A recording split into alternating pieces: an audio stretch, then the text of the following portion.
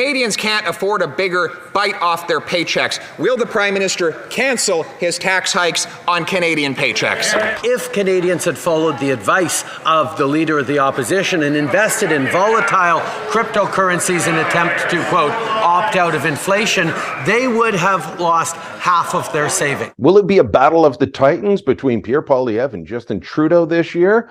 Well, that's one thing that we're looking at in 2023. Joining me now to talk about that, fellow Toronto Sun columnist Warren Kinsella. Warren, just before Christmas, Justin Trudeau gave that speech in Gatineau. He was talking to the Liberal Christmas party, the assembled faithful, and sounded like a man ready to go. We're all doing this work, and we know there's much more to be done. But no matter what the challenges are, we won't be giving up. There's no chance this guy's taking a walk in the snow this winter, is there? Doesn't look like it, and the one thing we know about him, I think he's been a pretty lousy prime minister, but he's a hell of a campaigner. And, Conservatives' mistake is always they seem to underestimate him. I haven't seen Poilievre do that yet. And, I think that he's learned enough the hard way. There goes, that's the ambulance chasing after Jagmeet Singh to see where Jagmeet Singh is gone. When I'm Prime Minister, I will keep my promises. And actually, that's one of the points that I wanted to make. Jagmeet Singh has been basically taken over by the Liberal Party of Canada. The NDP, I think, to all extents and purposes, doesn't exist. That is Justin Trudeau's biggest asset.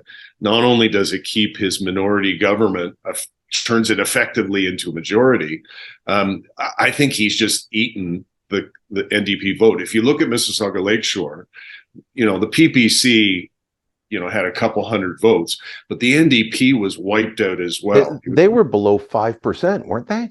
Yeah, and so it was really a contest between the Tories and the Liberals. Liberal candidate Charles Sousa clobbered the Conservative candidate, but I think a big part of that is in order for Poilievre to be competitive, he desperately needs the NDP and the Liberals to split the so-called progressive vote. And if Singh continues to flame out in the way he's doing, it looks pretty good for Trudeau. Let me ask you about that before we talk about Poilievre quick, and that is the NDP takeover by the Liberals. Provincially in Ontario, the Liberals are on life support. The NDP has been the official opposition after the last two elections.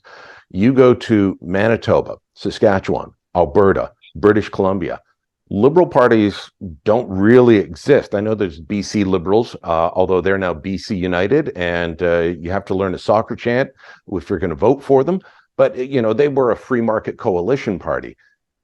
There is this battle, what happens to provincial Liberals. It looks like Justin Trudeau looked at that and said, I'm not going to let that happen to me. I'm going to take over the NDP, which doesn't help centrist Liberal voters. They have to migrate or flip back and forth. But is that a winning strategy for Trudeau, is going further to the left, growing his party back by taking over the Dippers? Well, I'm a Chrétien liberal, as you know. I was a special assistant, full disclosure.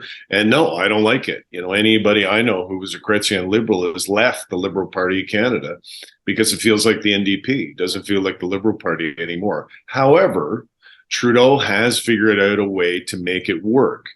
At the provincial level, as you point out, when Wynne went so far to the left and